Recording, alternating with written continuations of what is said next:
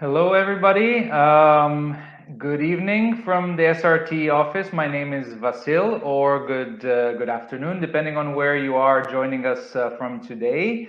It's a great pleasure. First of all, I would like to wish you all a happy new year, wonderful 2022 ahead. Welcome to our first webinar for this year, Study in the USA. Just before we start, I want to let you know, you'll see on the right-hand side the chat box, so interact with us there. My colleague Alfonso will be following all your questions, and we will make sure to ask the presenters at the end during the question and answer session. Also, during the university presentations, we will be sharing handouts, which you can download from above the chat box. Today, we have with us 5 different presenters. We have Laura Cambriani, PR Officer, Education Advisor at Fulbright, Italy, EducationUSA. Following which we'll hear from Ms. Megan Mankarian-Stem from Creighton University in Nebraska.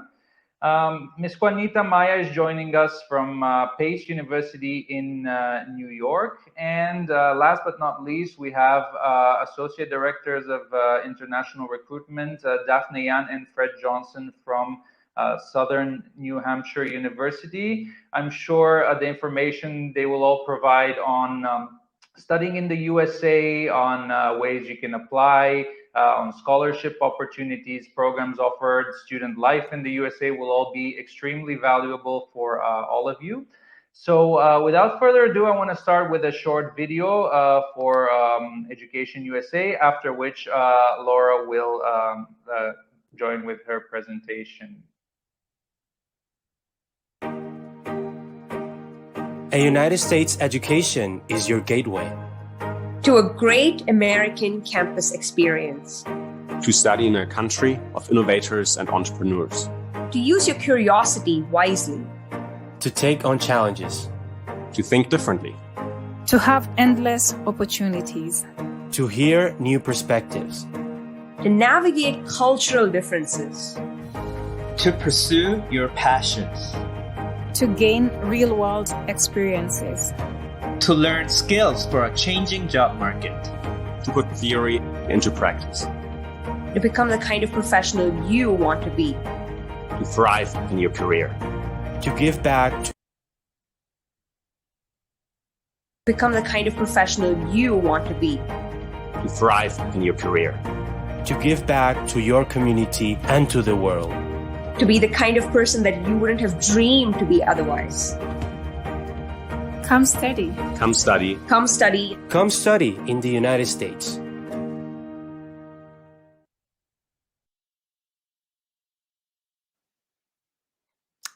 Hello, everyone. My name is Laura Cambriani, and I'm an educational advisor for Education USA Italy and Fulbright Italy. But what I'm going to do today, the information that I'm sharing with you today are general information. So it's not important where you are from, because I'm not addressing only Italian students. So let's go ahead, and I would like to introduce you Education USA. Education USA is the official network of the Department of State promoting the US higher education system.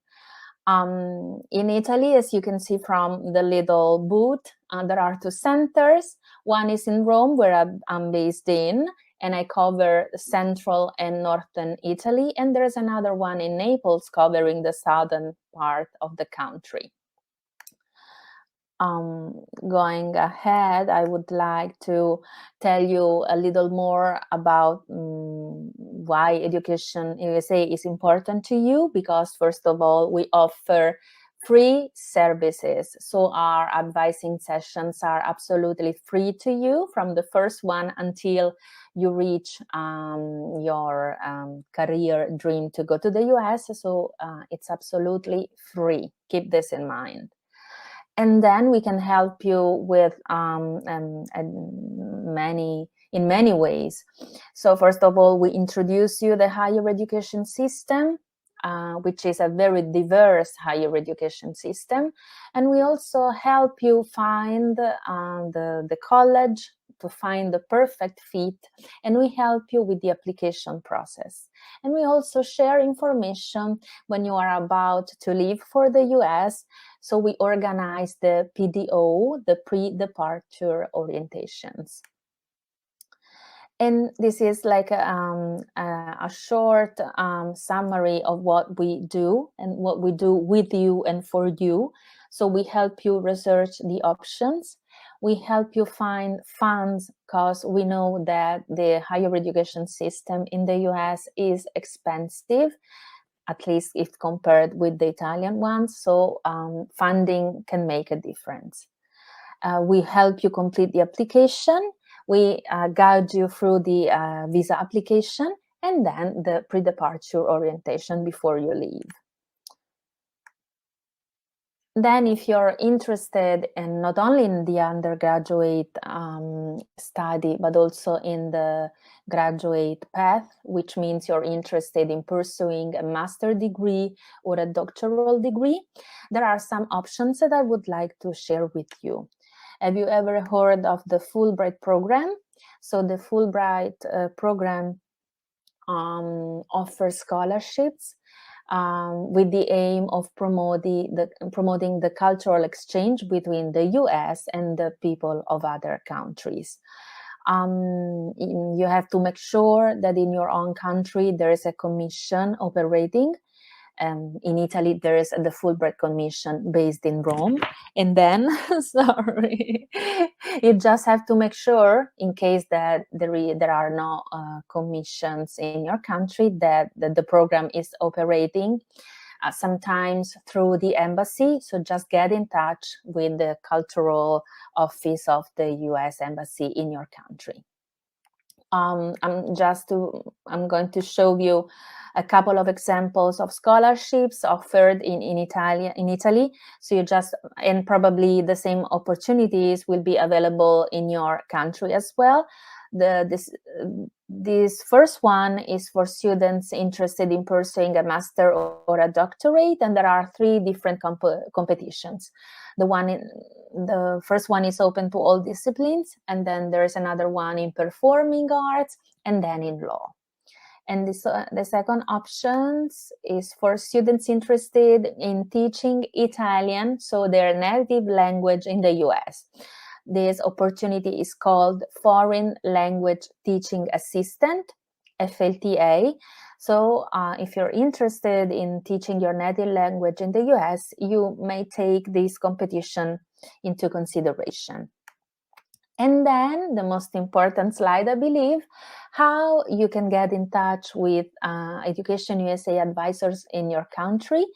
You have to go, you have to visit EducationUSA main website and click on Find an Advising Center. Then you select your country, and when you click on Search, you will get some results. I have selected Albania, and as you can see, there's just one center.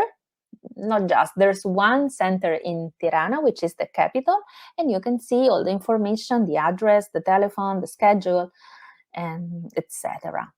And so if you want to get in touch with me, whether you're Italian or not, please, if you're interested in undergraduate studies, get in touch with me through my EducationUSA email, and then use the Fulbright one if you would like to pursue graduate education in the US. Thank you. Hello, do you hear us? Hi, can you guys hear me? Yes, perfect. Perfect. Awesome. Well, I'm so excited to be here guys today, and I'm going to talk to you a little bit about finding financial fit, because when you think about studying in the US, you're going to hear about finding fit, and financial fit is a part of this. So I'm going to do a very, very fast overview about scholar financial aid in the US and some other things for you to think about. I will tell you, this is going to be a very fast overview, and there's much that can be covered here. So if you have questions later, you could follow up with me via email. Later on, you will get my contact information. But to start, I want to make sure we're all understanding kind of the basics and starting at the beginning. So some words that sometimes can be used interchangeably or get confused: scholarship, financial aid, and grant. So a scholarship is something that's given based off of your merit, your talent, or athletics, where financial aid is going to be given off of your family financial information. And then grants are usually a one-time or yearly stipend given for a combination of the above reasons. And we mostly on the graduate level, not so much on the undergraduate or bachelor's level.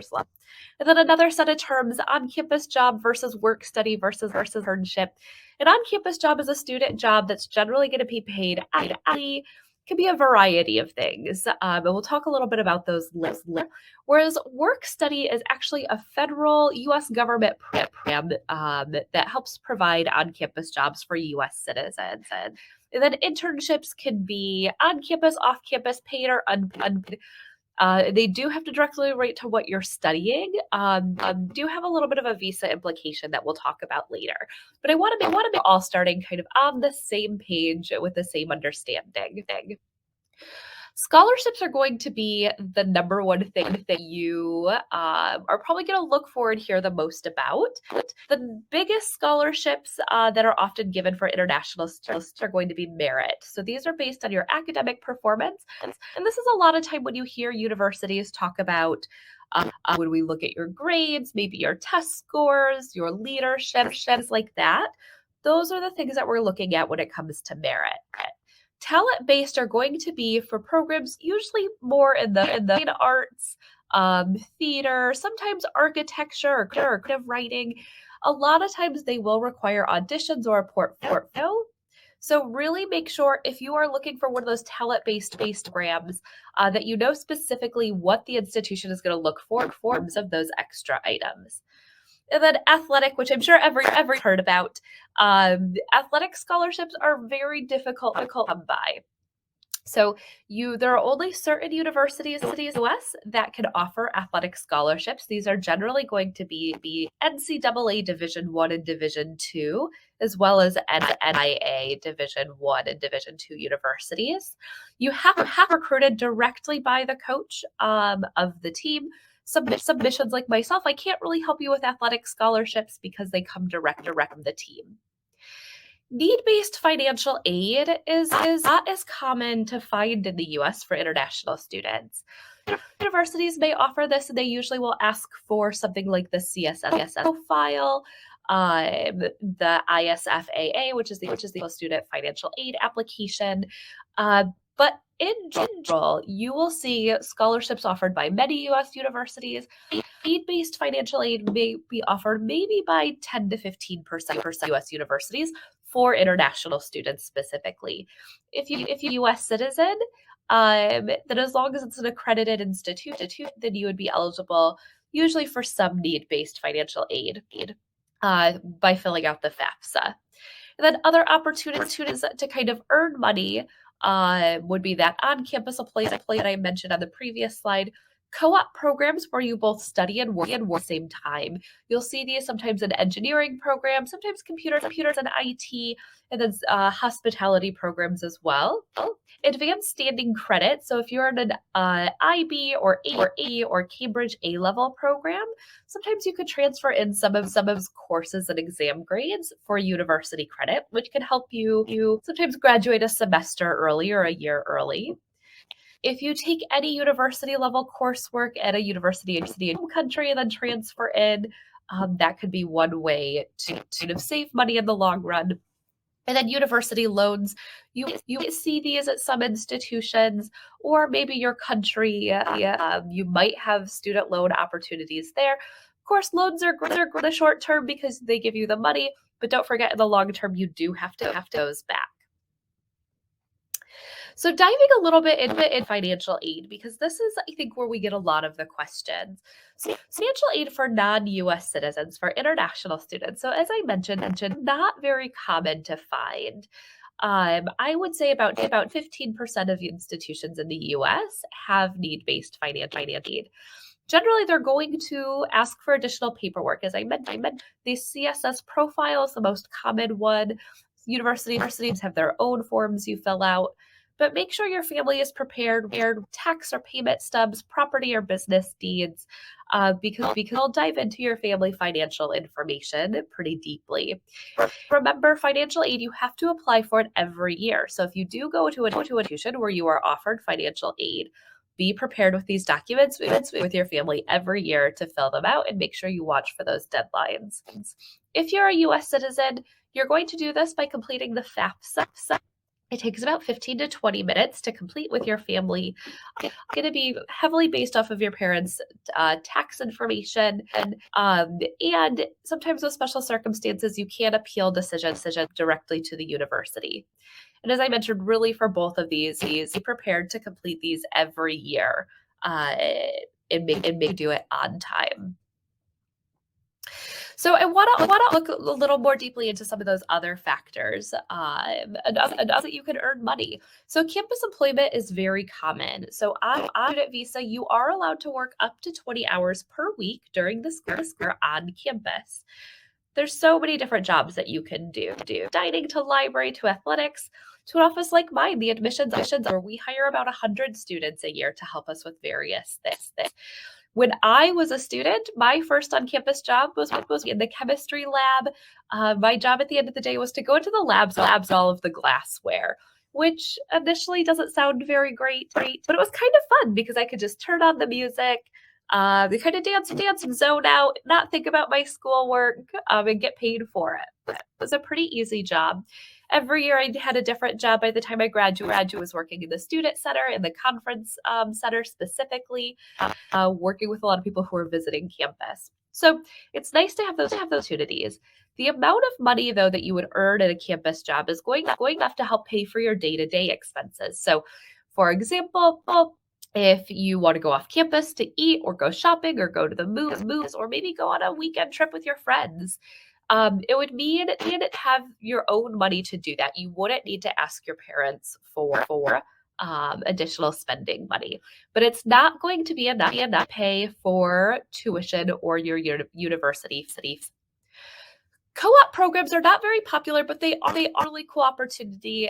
As I mentioned, if you're looking maybe at engineering programs, computer science, IT, hospitality, where you actually alternate between semesters of being in full-time work and full-time employment.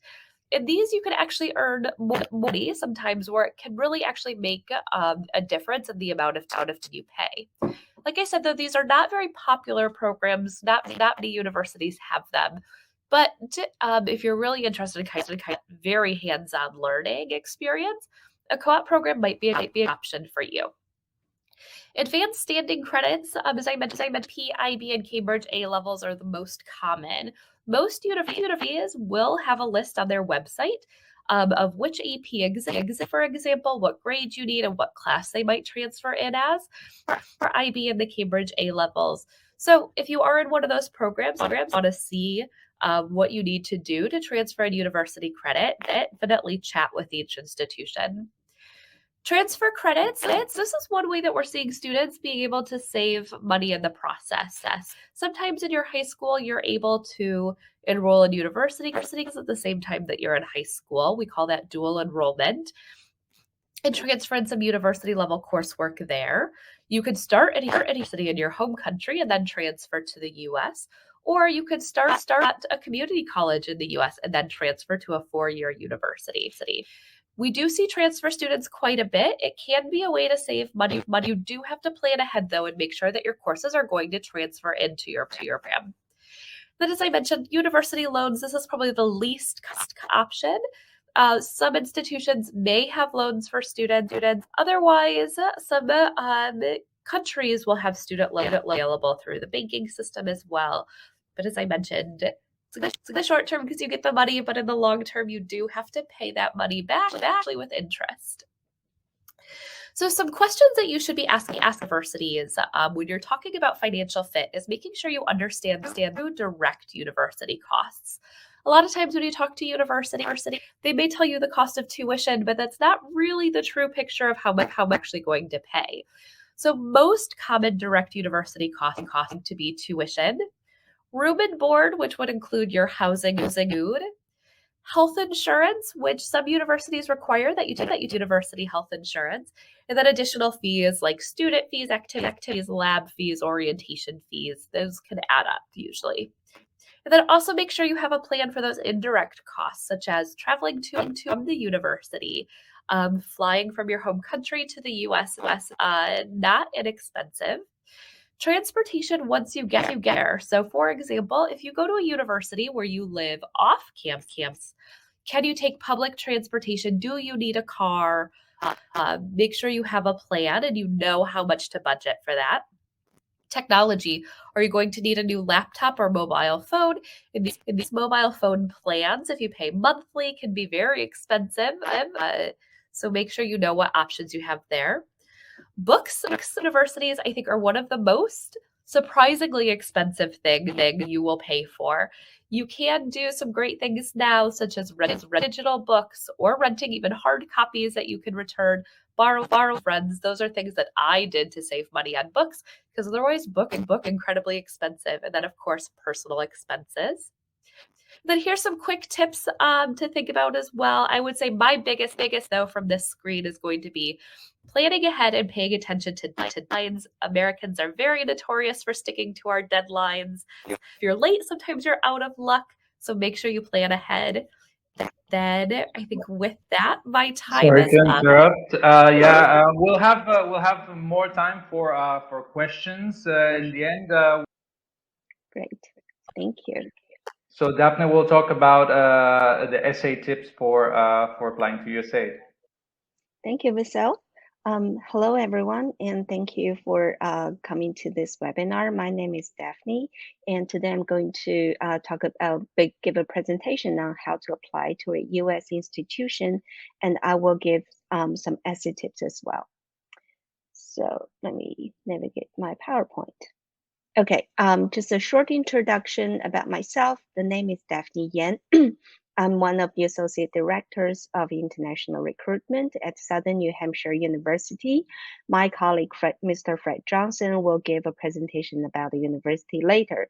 So I am kicking in with some essay tips and some steps about applying. The areas that I oversee are Asia, except India subcontinent, Europe, and Oceania. And the topics is about how to apply to a U.S. institution in general. I'm not going to go into any details about these processes. It's just a general idea, introduction, and in in a very brief manner. So if you have questions or need more information, I encourage you to keep my contact details, information, my WhatsApp, my email, and feel free to contact me directly after this webinar. The total length is about 7 minutes, and I see I've got about 5 left, so I better hurry. The agenda is I'm going to give 5 steps to apply at a U.S. institution, 3 little tips to write a good essay, and some question time. The first step is to research your destination of study. So basically your options. The first step to studying in the USA is to research your options to find a college or a university that best fits your needs. For example, like where do you want to live? How are you going to cope with the finance? What kind of lifestyle do you prefer? You shouldn't try to match yourself to the school, but rather find the school that matches you and your priorities and your long-term goals. So that's the first step. And the second one would be to finance your studies. So yes, that does come first. Keep in mind that location matters. Depending on where you live and study, costs for housing and food and other living expenses vary greatly in the United States. From where I live, which is in the Northeast, I think the living cost is pretty high. Somewhere in the Middle East or in the South might be lower. However, in New Hampshire, it is a little exception because we're a tax-free state, so living costs and tuition do come down a little bit in here. So it's quite affordable. Step 3 would be to complete your application. these days, most of the applications are to be completed online. A lot of the times, an original high school or post-secondary transcript will be required for each institution you apply for. So I would suggest to, just start collecting these materials well in advance of the application deadlines, just to make sure that you don't miss any deadlines and you have all your documents and financial documents ready when it's needed. Okay, step number 4 is to apply for your study visa. So that comes after you have been admitted to your institution, the school has sent you the I-20 for your visa interview, and now you are eligible to apply for a visa. Because visa interviews are short, I would say that to do your best to explain why you want to study in the United States, how you plan to support yourself while in school, and what your plans are for when you return to your home countries. So these are some of the important things to mention at your visa interview. Now, the final step would be to prepare your departure. Most of the schools will run pre-departure orientation, and these are very important for the first time arrival students on campus. So make sure that you look out in your email inbox, as a lot of these informations will be sent to your email prior to the start of your semester. Okay, so that's about applying for institution in the US. And the next would be, do I have 1 minute left, Visel? Okay, I'll be fast. To give some essay tips. So one is to think of a great topic, like what things matters to you, who do you think yourself is. The next tip would be to, just write your essay, basically. Use some simple words to express your ideas. You don't have to show, how much English you know. Use the language to just express yourself, not to prove how smart you are. And the last tip is to take some time and take a break. Before you finish, ask someone's opinion and refresh your idea before finishing it. And I am at the end of my presentation. Am I on time or what? Was great. Yeah, perfectly on time. And again, there will be some questions at the end. This is the contact details if you want to jot them down as well. And now I'd like to give the floor to Juanita Maya, who's going to talk about life as a student in the United States. Thank you so much. Okay, so I'm going to give you all a quick, brief overview. We understand that coming to a new country can be scary, especially if you're going to come and hopefully stay here with us for 4 years, and then maybe then some when you're doing a job or internship. So getting used to new country and a new culture can be a lot, but one of the things to remember is that the United States is a very diverse country, right? And so across the United States, you're going to encounter different cultures, different customs, different traditions, and even different accents. The way that I say coffee is definitely not the same way that a lot of other people in the rest of the United States do. So keep that in mind as well, that the United States is a melting pot. So there is a lot of diversity here. So one of the things we're going to talk about is urban versus suburban campus, right? So we mentioned taking that into consideration when you're applying to universities. So whether you're coming from a city or you're coming from a more suburban / country area where you live, you might have to get used to a different way of life. So whether you're coming from the suburbs in Italy, or maybe the countryside in Italy, let's say, you might have to get used to New York City where I am, and it's a completely different ball game, whether that is getting used to subways, bus systems, the hustle and bustle of the city. So keep in mind that a lot of universities do offer different things to help students get acclimated to the area. So you're not just the only one that might be coming to this university. We have students, for example, at Pace that come from the Midwest that might not be used to the New York City way and the hustle and the bustle. So they have to get acclimated and used to it too. So universities will provide things like walking tours around the areas. At other universities might have college success or university life courses that might assist you in getting acclimated to campus life.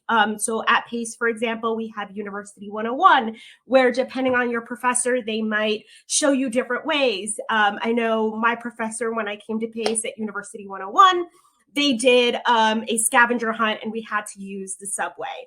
And a lot of this was to get us used to acclimated what's uptown, what's downtown, what's going into Brooklyn, what's going where.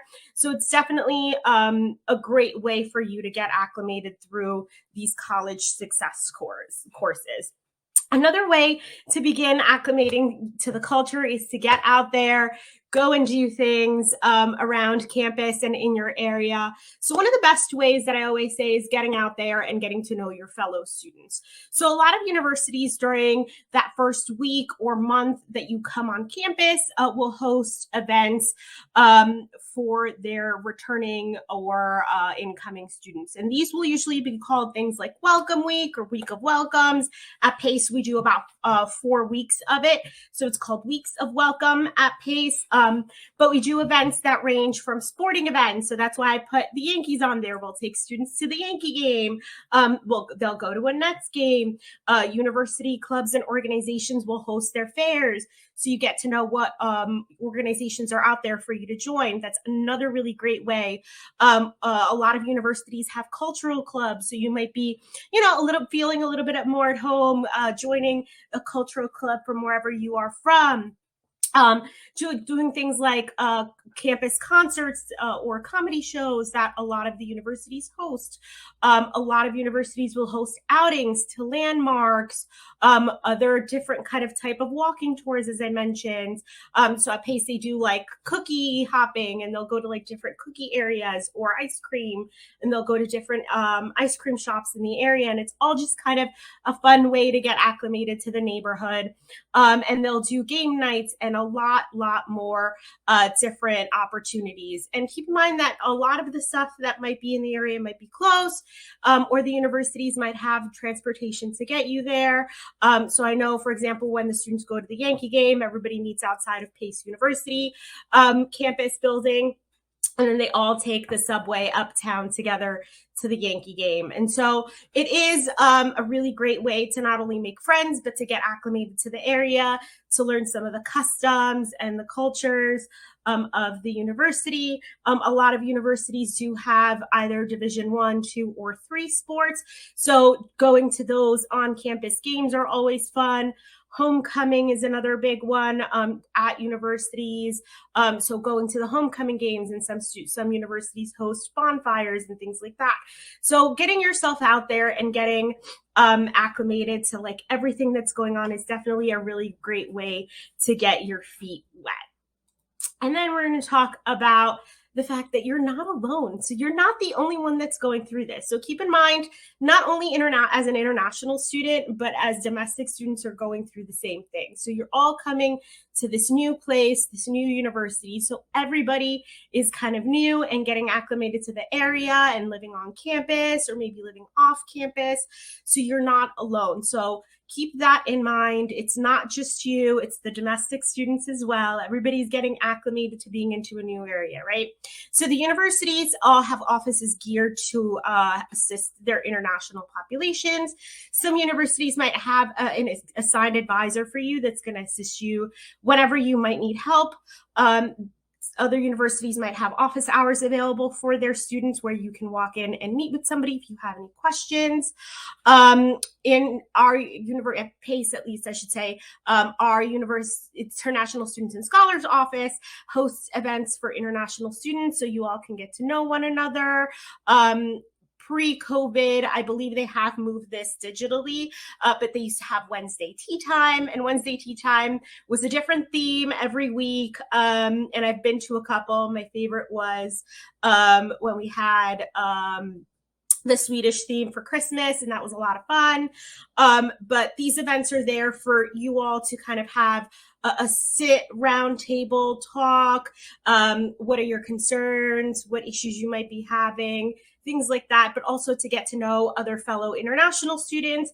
And so these events are geared for you to kind of get to know one another, but also kind of see that you're you might not be the only one that might have these questions or these situations.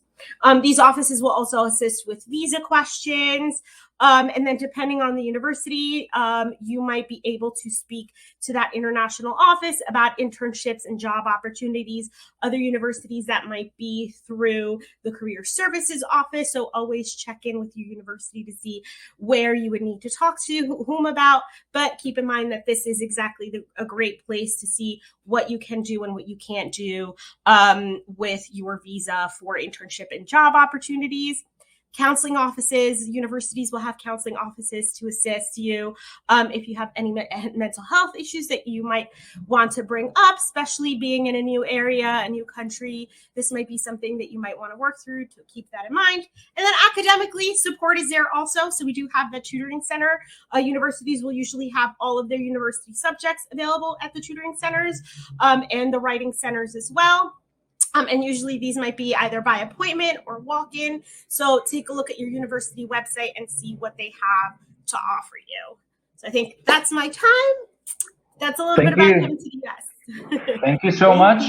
We'll see you again at the end in the question and answer session. Now we will move on to the separate university presentations. We will start with a video of Creighton University, after which Megan will tell us a little bit more about their campus and their school life.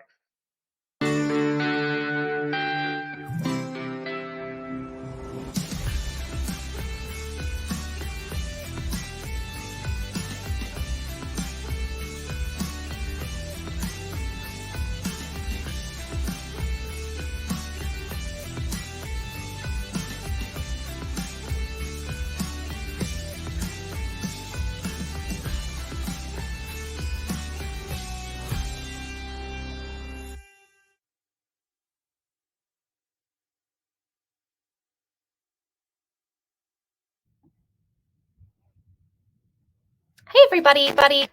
So I hope you can hear me. I'm gonna do a very quick overview of Creighton and then turn it back over to Michael. There's a bit of a, sorry, yeah, I don't know, I think that we're hearing it as well. There's a bit of an echo, like we hear you double. I'm not sure if you managed to refresh the browser on this, or if you have the headphones or some AirPods that might neutralize the sound doubling, maybe.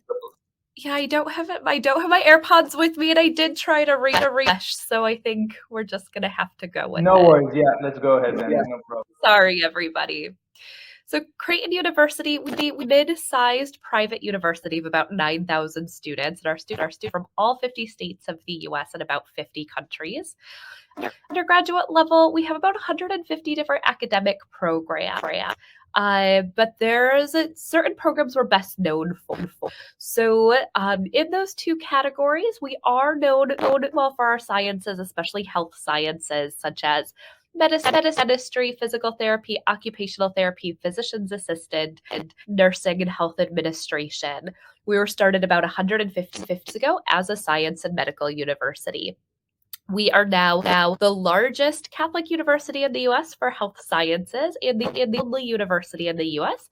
with 2 full medical schools. Though we're also very well known for our College of Business, with many of those majors in the top 30 in the U.S. A big reason for this is because of our location, and I'll talk a little bit about Omaha in just a few minutes. Overall, our students do very, very well when they graduate. The reason for this is because of our Creighton Edge. So last year, 99% of our students either had a job or went to graduate school within 6 months of graduation. And that's because of the specialized success that we have for our students. So our students will have their academic advisor, but then they also have the Creighton Edge, which is the Academic Success Center, which guarantees free tutoring for all students. The John P. Fahey Career Center that helps students with their interests in jobs, as well as specialized pre-professional advisors. And then we also have our Cura Center for Undergraduate Research and Scholar, where we're in the top 50 universities in the U.S. for undergraduate research. Students can start doing research their very first day on campus, involved in it all 4 years, which is a great opportunity, especially for the sciences. So one question I'm often asked after where is Omaha is why Omaha? So many people have heard of Omaha. So we are a second-tier city right in the mid of the country. But we are actually the top city of the world for Fortune 500 companies. So if you think of the 500 largest companies in the world, over 100 of them have offices or headquarters in Omaha. We're also the city for paid internship, the #1 city for college grad, #2 city for meals. But my favorite statistic is that we are the #2 foodie in the US. So if you like food, this is a great place to you can get food from almost anywhere in the world, which is wonder. Our undergraduate application is pretty straight. You can either apply on the Common App or the Creighton application. Either way is free. We would need your personal statement or essay, your high school transcript, letter of recommendation, and an English proficiency language exam. But we not require the SAT or ACT. So if you can't take it or don't want to take it, you have to worry about it. And then we automatically consider every student scholarships. They are merit-based scholarships. We do guarantee scholarships for all students. And then you'll get my contact information as well. But here it is. If you have any follow-up emails that you want to set, don't hesitate. I'm always happy to help you guys out. And with going to turn it over to my colleague at PACE to talk about her institution. PACE is excitement, leadership. My favorite thing about PACE is community. That it fosters a professional environment. The Fort Simons Honors College. The support it provides to succeed. PACE means discovery. The strive for student success. My favorite thing about PACE is the ability to be who you are. My favorite thing about PACE is its non-traditional campus. The amount of creative outlets it provides. My favorite thing about PACE is that we're in the greatest city in the world. PACE is opportunity. Home. Constant support. Inclusivity. A place to find purpose. PACE means multicultural. PACE is expression. My favorite thing about PACE is the opportunity to make a difference. PACE means love is love is love. PACE is rewarding. PACE means finding yourself. PACE means acceptance. Welcome to PACE! We just want to have fun.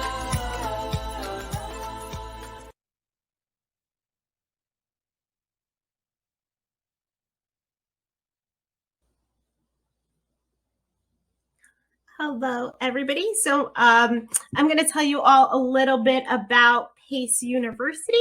So we are a medium-sized university. We have about 8,000 PACE students that come from all over. We have 47 of the U.S. states represented on campus and 99 countries.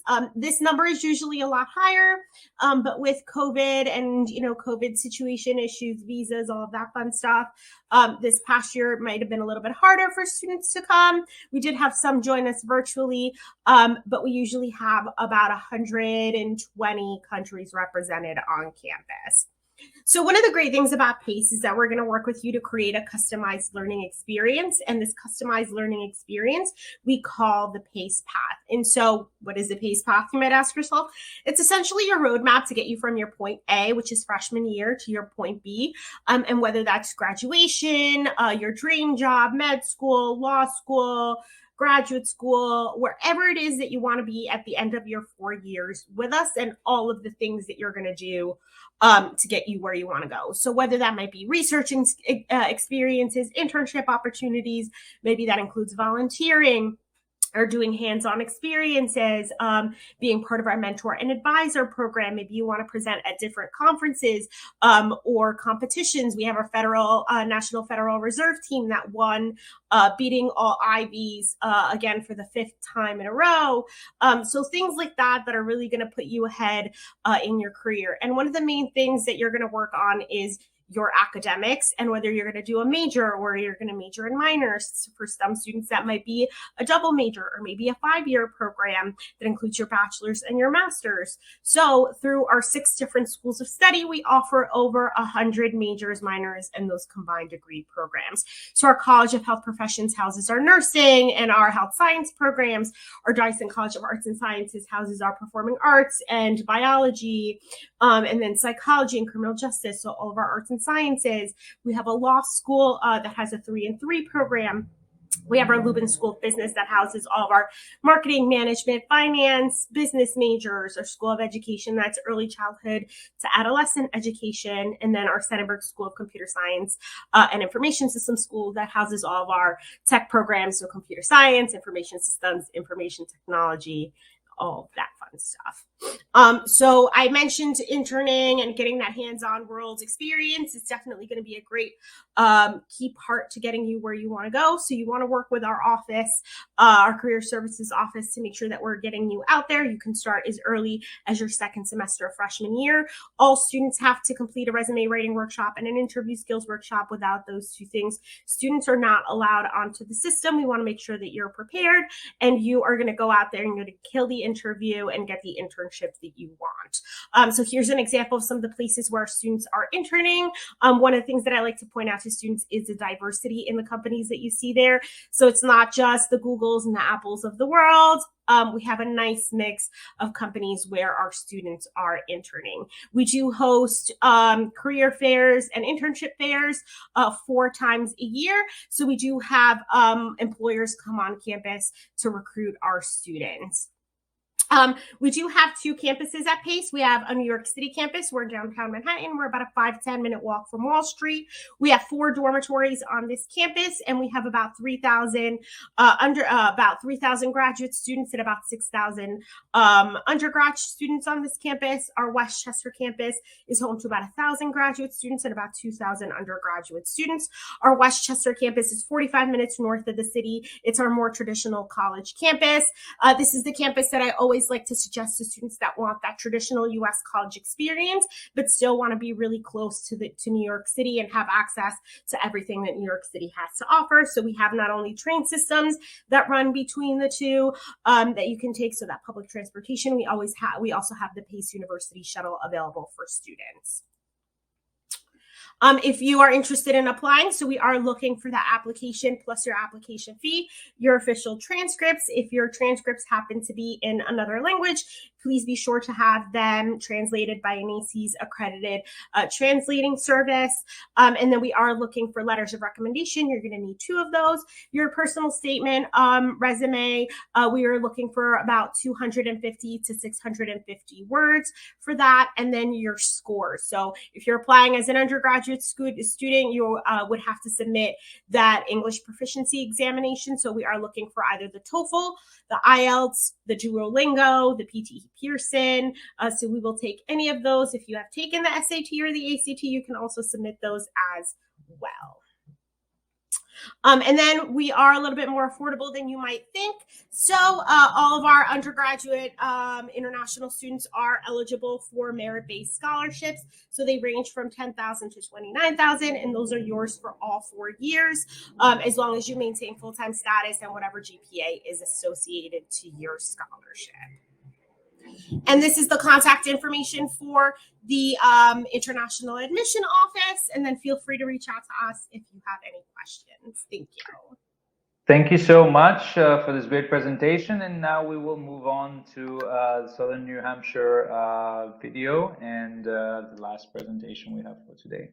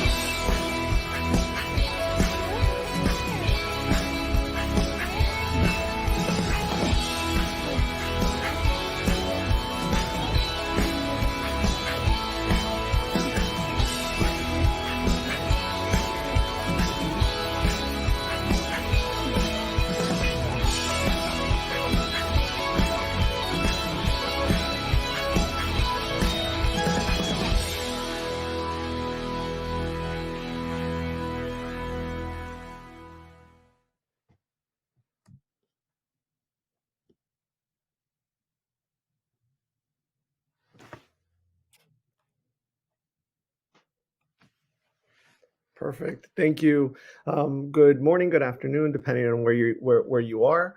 My name is Fred Johnson. I am the Associate Director at SNHU, and you just met my colleague earlier today, Daphne. She's also one of the Associate Directors. I don't have that much time, so I want to go ahead and talk to you guys a little bit more about SNHU. We've been around since 1932. We were founded as an accounting school. Since then, we've added a lot of different programs. In 1995, we introduced online programs. So we did online before it was cool. And now that COVID hit and everyone's doing online, we started first a long time ago. In 2001, we became Southern New Hampshire University. And in 2017, we introduced our IT programs. And that brings us to today. So just very quickly at a glance, who is SNHU? We're a private nonprofit university. We are 90 years old as of this year. We have 3,500 students on campus, and 500 of those are international students from 70 different countries. We are ranked the #1 most innovative university in the Northeast region by the U.S. News and World Report. We're accredited by New England Commission of Higher Education, NECHI. Our average class size is about 14 students per class, 16 students per professor, student to faculty ratio. We do have sports. We're NCAA Division II. And why should you even consider us? So our programs are sought after programs in the areas of business, IT, engineering, psychology, and a lot of different areas, but they're all focused to careers, which means that students tend to be a little bit more focused. Accessibility is something that I enjoy from SNHU. We do not require any of the standardized exams. So the SATs, ACTs, we don't require those. We are test blind. You can apply at any time to the university, even though we do have deadlines. We have rolling admission. So if you miss a deadline, there's always another semester coming up. And whenever you apply, it's 3 easy steps, which I'll mention in my upcoming slides.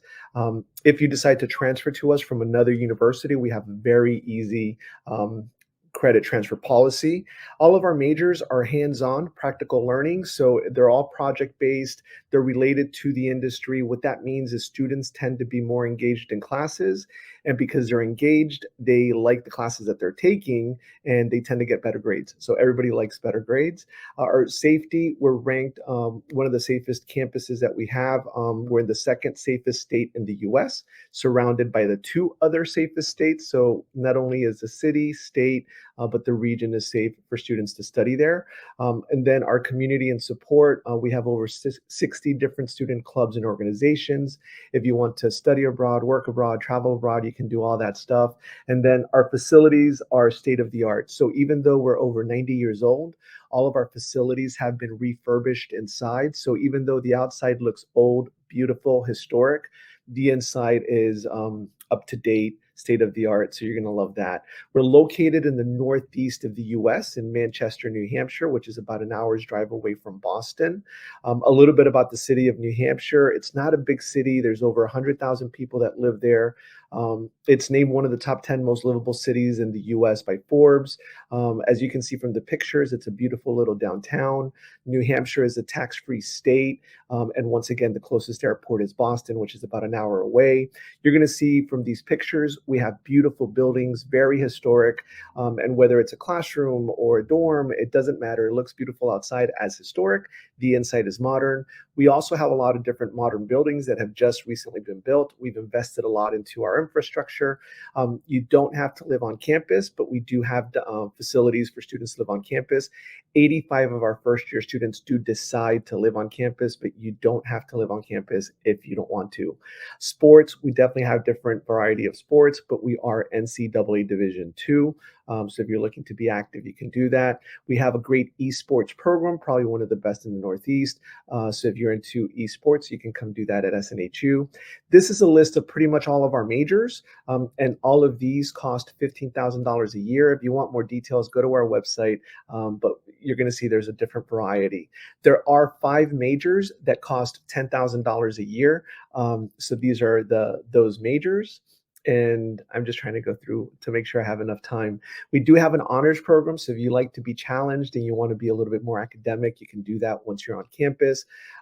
This is our graduate school. We do have a 1-year MBA or 2-year programs based on what you're looking at. And we do have an ESL program, which has 6 different terms throughout the school year that you can come to at SNHU. And then if you want to transfer to us from any other university, you're able to do that. Very friendly transfer policy. The entry requirements are really an application fee, which is either $20 for undergraduate or $80 for graduate. You would submit your diploma and transcripts and then your English proficiency. If you don't have the English proficiency, it's okay because we also have our ESL program. If you have a lower GPA, that's also okay because you might qualify for a provisional acceptance. Our total cost, once you put everything together, could be about less than $31,000 a year. That's tuition, housing, books, medical insurance, and fees. If you select one of the $10,000 a year programs, it's the same breakdown, except it's $26,000 for the year. But that's everything included. We don't offer scholarships for undergraduate because we just reduced our tuition heavily. But for graduate school, we do have a $4,000 available scholarship that you can apply for whenever you apply for admission. Student employment, you can work on campus if you want to. As Megan had mentioned earlier, we have a career development center that prepares you from day one to hopefully get a job by the time that you graduate 1, 2, 3, 4 years later. The application process, 3 steps. You apply online, you submit your application fee, and then you submit your documents. And that's it. Very simple. You can always reach us through any social media platform that you would like. And that's it. My contact information is right here. Thank you so much. And I think the next part is questions and answers. Yes, indeed. Thank you very much, all of you. Now, I would like to invite you all back on stage for moving on towards the many questions which we have.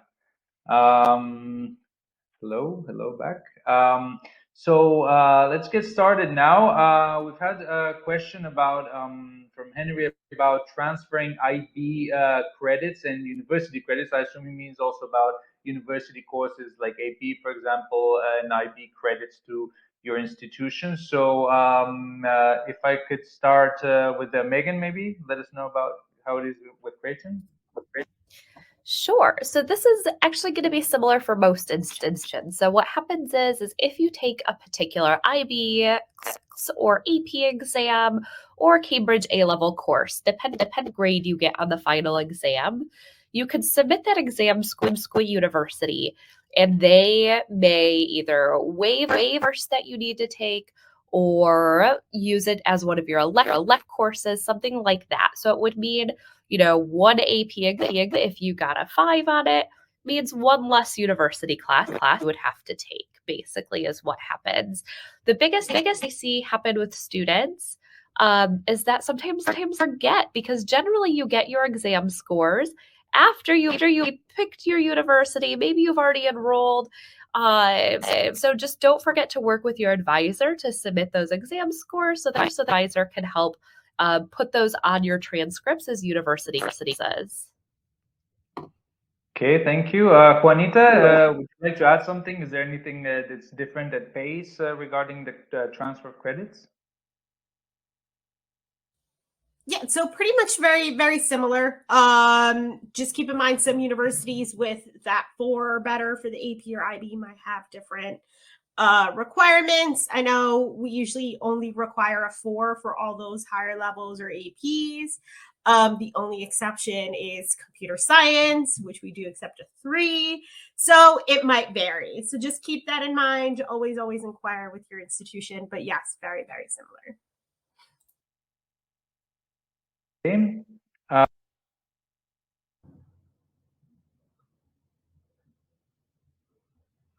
You're muted. Sorry. Thank you for this. To recap again about language requirements, we had several questions about whether universities require Cambridge, SAT, IELTS. Are all these accepted, or is it in all cases necessary to provide this information, this test? Fred?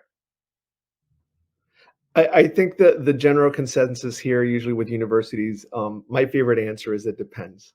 It depends on the institution. It depends what program you're studying. But usually, yes, universities will look at the academics that you've done, the country that you're coming from, and we might waive any English proficiency based if you've done the IB, if you've done the CXCs or IGCSEs or whatever your curriculum is. The best bet is to look to our websites. Usually that information is right on our website. If not, please contact us. And many of our websites also have the chat boxes, so sometimes you can get a question answered very quickly. And if not, send us an email, and we usually respond to those emails quickly. Great, wonderful.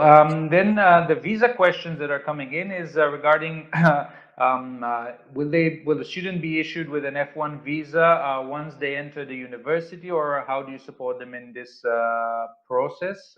Megan?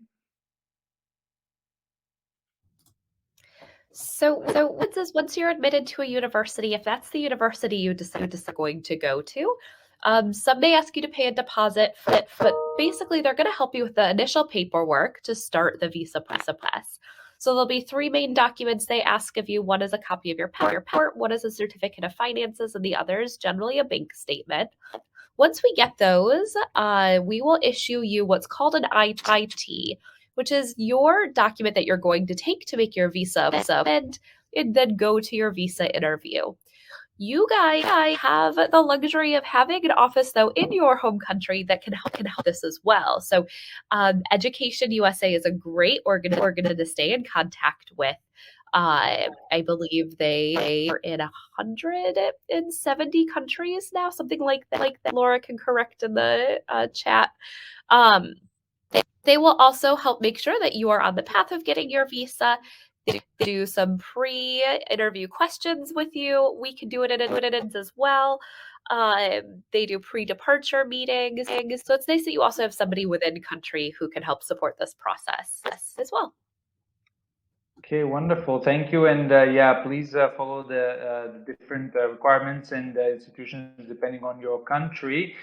There was a question about veterinary studies. First, it was guided towards PACE, and you said you had pre-vet, but maybe Daphne, if you could add, do you have that type of program offered? Unfortunately, we don't have that program offered at SNHU, but I do understand that many programs will require some prerequisition courses, and biology is one of them. Physics, sometimes science are among these courses, and SNHU does offer all of these. So these will set you up for your future success.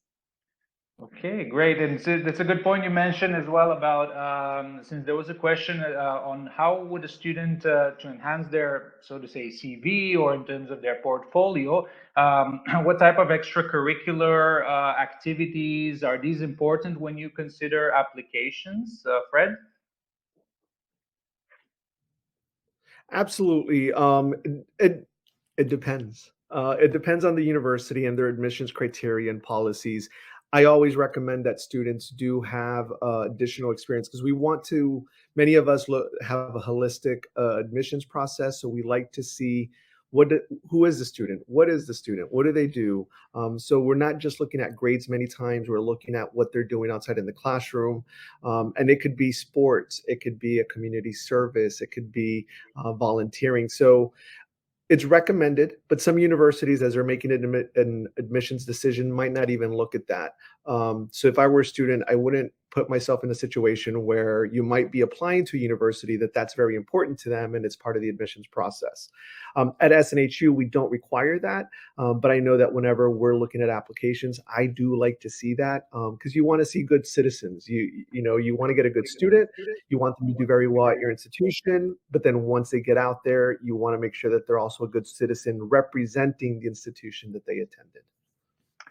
Juanita, would you like to maybe add again? You talked very, very great about student life in the U.S. and how there's, of course, some cultural differences, different value systems, perhaps. But what is something that you would say you would advise someone to kind of boost first their essay or their portfolio when they're applying for your university?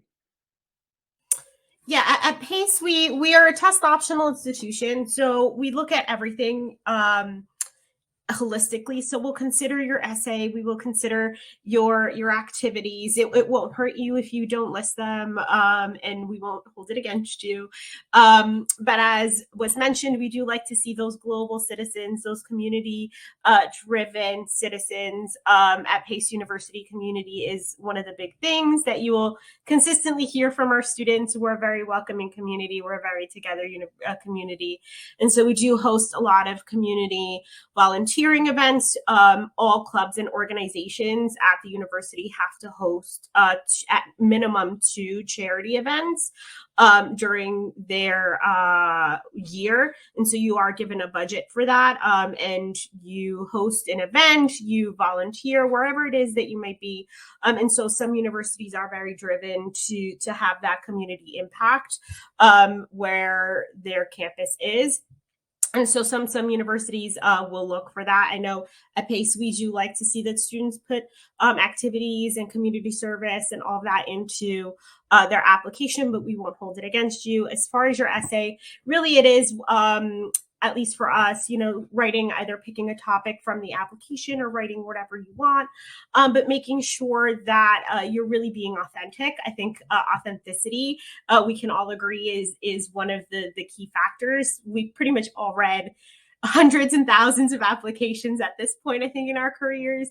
So we've all learned to kind of pick out that authenticity from those essays. So just be authentic, be yourself, be real, because it definitely reads across when we're reading those essays.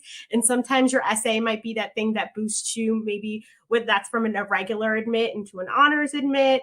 It might be that thing that boosts you from a deny into an admit. So just keep those things in mind, especially when we're reviewing holistically, that we are looking at your essay and all of your other supplements, so not just your grades.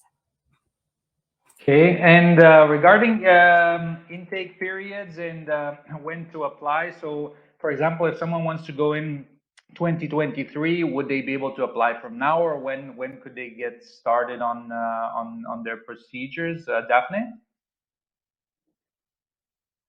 I would say yes, because a lot of universities are doing rolling admission, so they're taking applications in all year round. If you are planning to apply for the 2023 spring term, well, usually for the spring term, the deadline is around end of September or end of October the year before. And if you are planning to apply for a fall term, which is in September, then your deadline is normally around April or May in the same year. So that will give you about a good 3 to 4 months to prepare for your application, sending all the documents. So yes, I think it's never too early to start your application. So I encourage you to prepare soon. Yes, indeed. And of course, the takeaway is that doing good research and exploring your options and student life and what programs are offered are very important. And this is why we support you with these type of webinars. We are unfortunately running out of time, and I would like to thank you all again for your presentations today. In the chat, Alfonso is sharing with you again all the emails of today's presenters. You will also receive recordings of the session, so please do get in touch with the university that you liked, or all of them if you would like. And thank you again very much. Looking forward to seeing you again in our future webinar sessions. Thank you. Thank you all, and stay safe out there. You too. Bye-bye. Thank you. Bye-bye. Thank you. Bye-bye.